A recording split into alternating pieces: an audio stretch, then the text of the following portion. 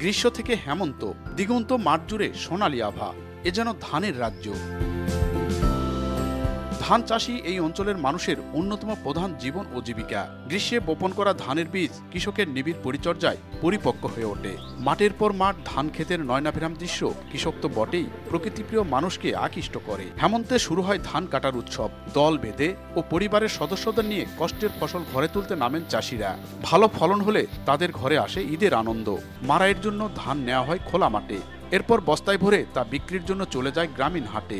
ব্যবসায়ী ও মহাজনদের হাকডাক ও দর কষাকষিতে জমজমাট হয় বেচাকিনা।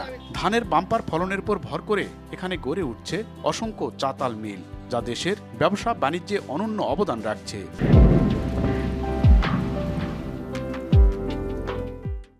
অবারিত মাঠ, গগন ললাট, চুমে তব পদধূলি, ছায়া সুনিবিড়, শান্তির নীড়, ছোট ছোট গ্রামগুলি।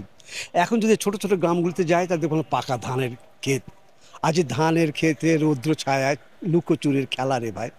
এই যে কথাগুলো এসছে, আমরা গ্রামে এখন এই মুহূর্তে ঠিক ধান কাটার আগে যদি দেখতে পাই, একটু বাতাস হলেই আমরা দেখতে পাবো যে ধানের কি, ধান গাছের কি রূপ, এই সোনালী রূপটি আমরা দেখতে পাই এবং মন তখন ভরে যায় এই সোনালী রূপটি দেখে। এত গেল গ্রীষ্ম থেকে হেমন্তের রূপ। বর্ষার সময় ধান ক্ষেতগুলো অন্যরকম দ্যুতি ছড়ায়। বিশাল বিলগুলো থই থই করে স্বচ্ছ জলরাশিতে। জাল ফেললেই মিলে ঝাঁকে ঝাঁকে দেশীয় মাছ। পুরো বর্ষা মৌসুমেই মাছ শিকারে মাতেন স্থানীয়রা। বিলগুলোর মাঝে বয়ে যাওয়া গ্রামীণ মেঠোপথ, গাছগাছালি আর পাকপাকালির কলকাকলি মুগ্ধ করে ভ্রমণ পিপাসুদের। বর্ষা মৌসুমে তাই এখানকার বিলগুলো পরিণত হয় এক একটি পর্যটন স্পটে।